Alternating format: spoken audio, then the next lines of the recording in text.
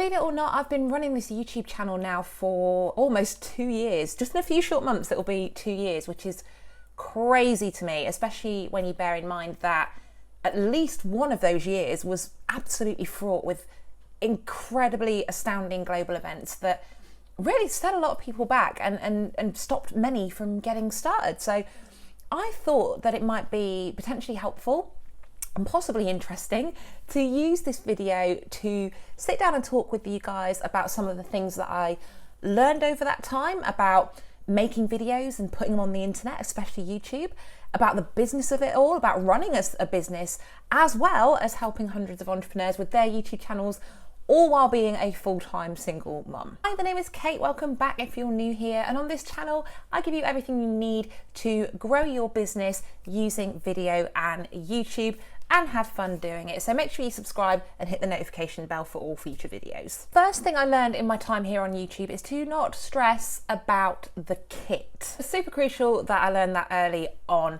not to worry about fancy equipment and bells and whistles and all that stuff that people tend to worry about to the point where they just don't start their YouTube channel. So yeah, that was absolutely my first lesson. If I had £1 for every time I have someone that approaches me about support with their YouTube channel that allows this to stop them, I would probably be a millionaire by now. And the biggest reason why this was such an important lesson, and one I absolutely want you to take with you beyond this video, is that impressive kit does not necessarily a great YouTube channel make. Absolutely party with your equipment, upgrade as you go along, especially your sound. If you're going to do anything, start with sound. But why break or bankrupt yourself over flashy or expensive kit? Because if you're either not really creating videos, or the videos that you are creating aren't particularly helpful, educating, inspiring, then literally will not matter what you're filming with, or what the lighting's like, or what the backdrop is, because your people are going to click out anyway if the content itself is no good.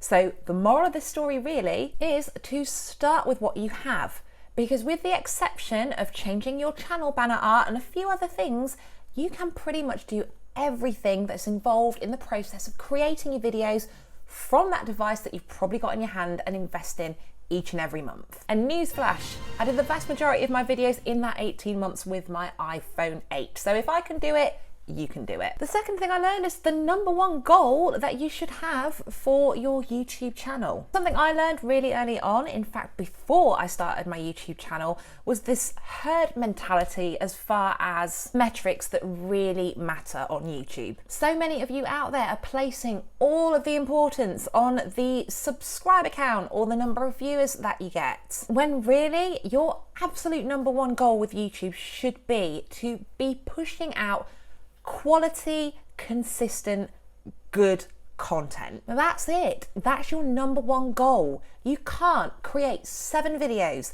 leave it there, and expect the subscribers to flock to your channel with the sense of entitlement that is unfortunately out there so much with this. And the reason for that is because most will want to get to channels where they can see that you can be relied upon to release content on the regular. That way you earn those subscribers and give them a reason to keep coming back.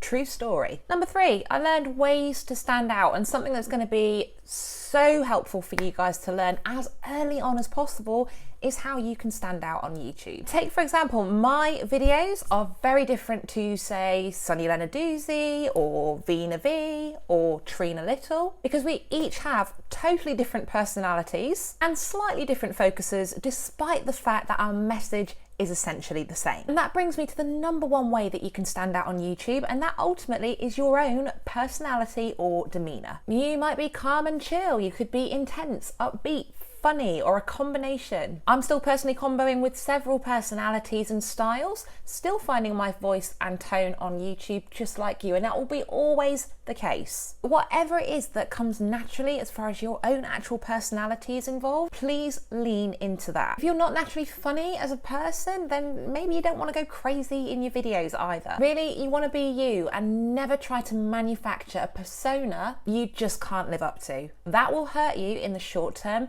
and in the long term. And next up, another pretty solid way that you can stand out on YouTube is via your style and your channel characteristics. So have a think about it. Does your channel focus on quality and high production value? Do you focus on thoroughness, as in when you're teaching in your videos, do you have a bit of a tendency to spell things out to people and making things crystal clear for your audience? Are your videos more advanced or beginner friendly, or do you tend to do a bit of a combination of the two? These touches are what you're going to get known for, and the things that will convert your viewers into future raving fans and buyers. But the biggest point here is, most of all, I recommend to just lean into who you are and find the sweet spot with delivering that on camera in a way that gets your message across, that's valuable to your audience, and crucially, you enjoy. And of course, they enjoy. The fourth thing I learned is to get into the habit of mixing it up as far as your content is concerned. It took me a while, this one, and as I've said many times, and I stand by this,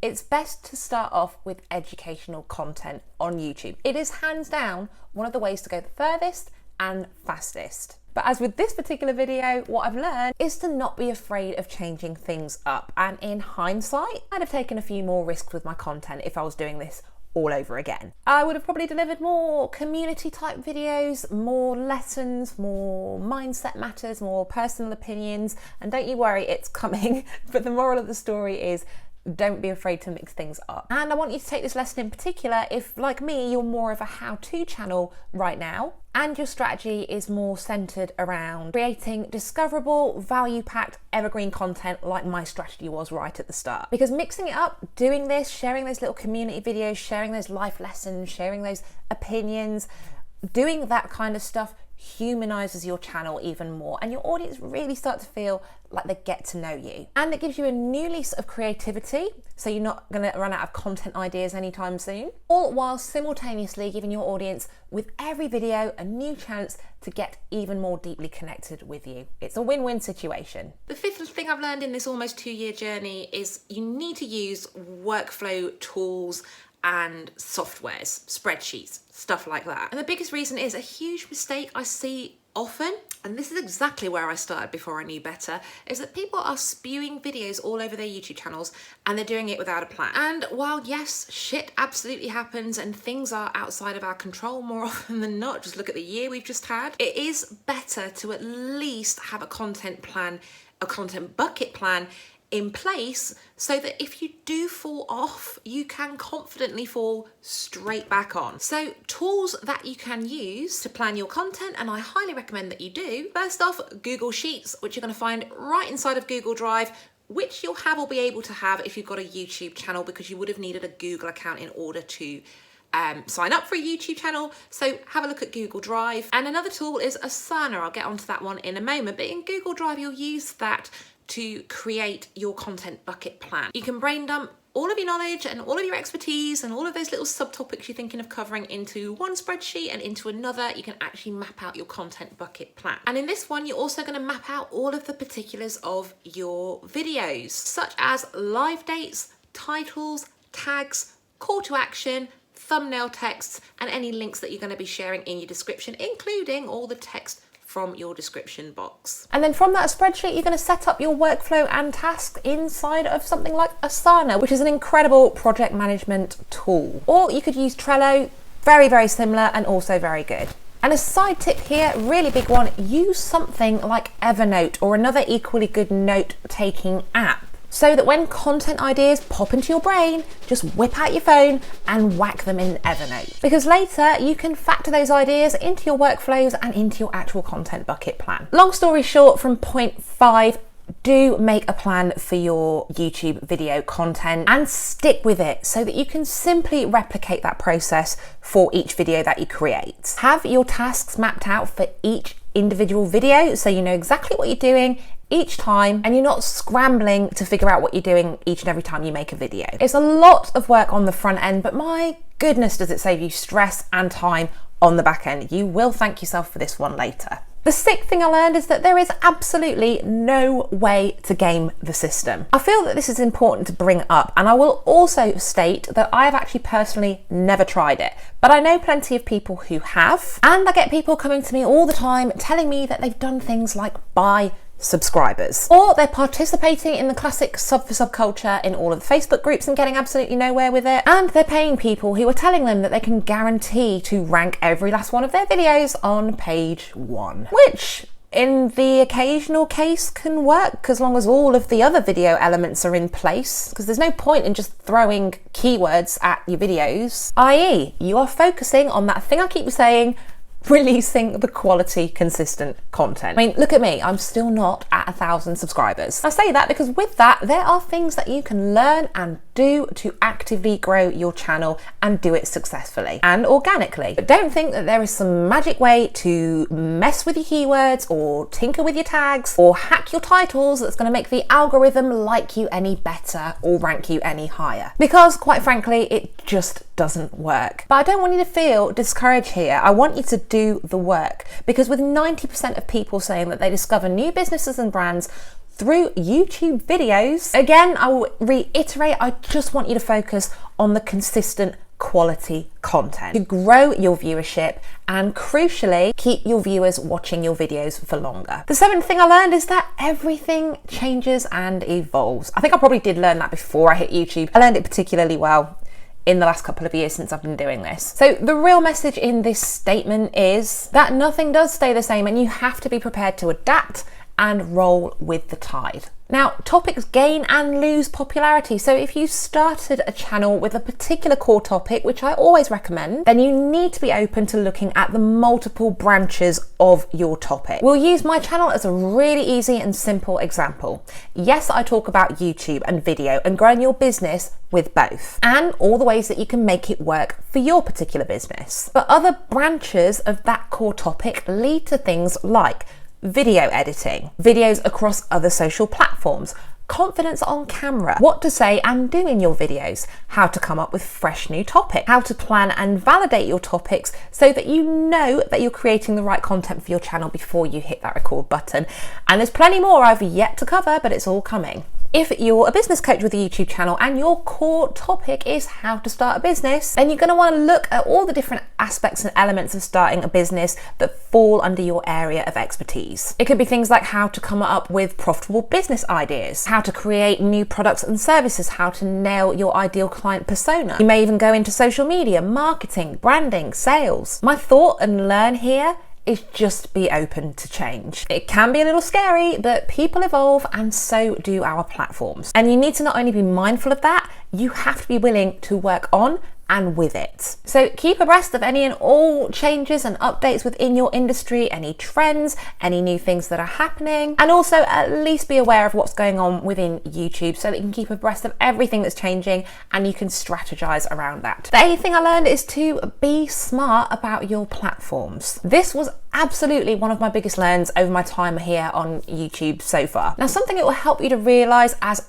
early as humanly possible is that yes, you absolutely need an online presence now more than ever. And that is going to require visibility in more than one place. For example, I am on most platforms, which definitely hasn't hurt me in terms of getting more eyeballs on what I'm doing. But for complete transparency here, I absolutely did not strategize properly when I came into YouTube, deciding on what platforms I was going to be using. So that's something that I'm looking forward to certainly improving, because the message here is you do not have to be everywhere all the time. So how this plays out, for me, YouTube is my main platform. My website is currently under construction, so that's another one when it's ready. And I use Facebook mostly for the social element. The DMs are pretty handy, the groups and things like that. And I'm also, of course, creating content over there. But otherwise, you'll find me on LinkedIn and Pinterest. So all in, that's 4 platforms, yeah? Not all of them. So here's what I recommend.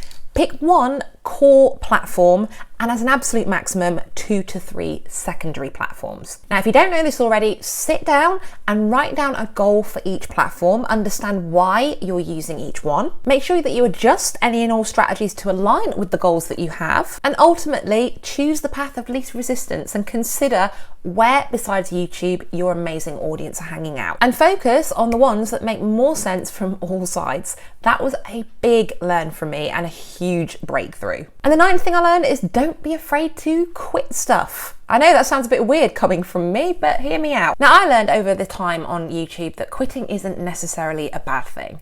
There are going to be times when you're going to get through like an entire content planning section, which I do often, and you're going to look at what you've created and the videos that you had in mind for that particular batch, and for some reason it's just not going to feel right. Maybe you've designed this entire series on a particular topic and promised it to your audience. Looking at this video right now is an example, you guys, of when I actually quit. Now, quit or quitting are both very taboo words in our society, but I absolutely love quitting, because quitting gives you the opportunity to put down whatever's blocking you, and you're able to see past that and move on to something that moves you closer to your goal. You're able to focus on what lights you up, and you are also able to get more dynamic about the ways that you can serve your people better. I had a batch of 4 videos all ready to film this time, but I took one look at it and established, not for the first time in my journey, that you guys needed something a bit different and a bit more from me. Something a bit raw and a bit less how-to. Add to that, part of my own personal forward-moving strategy is to experiment more with topics that light me up too.